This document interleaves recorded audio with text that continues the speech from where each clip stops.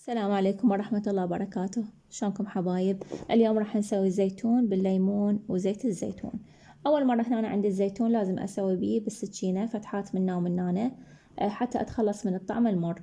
أول 10 أيام أكبسه بالمي الصافي وحده مدة 10 أيام، لازم يوميا يتغير المي.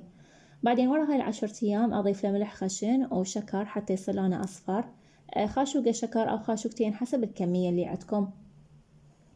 لازم بالأسبوع يتغير المي مرتين حتى أتخلص من الطعم المر. وورا هاي الفترة تقريبا ياخذ شهر أو أكثر حسب نوعية الزيتون، هماتين راح أنقع يوم كامل بالمي الصافي وحده حتى أتخلص من الملح الزايد.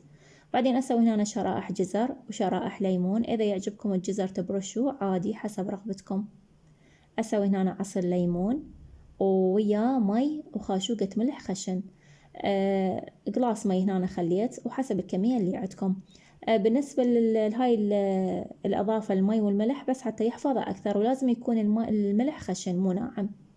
بعدين هنا تحبون تضيفوا بحافظات صغار أو كبار حسب الرغبة، وتخلون يعني الزيتون والسائل، وآخر شي تضيفون الزيت. لازم ينزل كليته بالزيت، يتغطى كله تغطية كاملة حتى ما يخرب، ولازم دائما يكون بالبراد. هاي طريقتي بتحضير الزيتون، إن شاء الله تكون عجبتكم وألف عافية على قلبكم.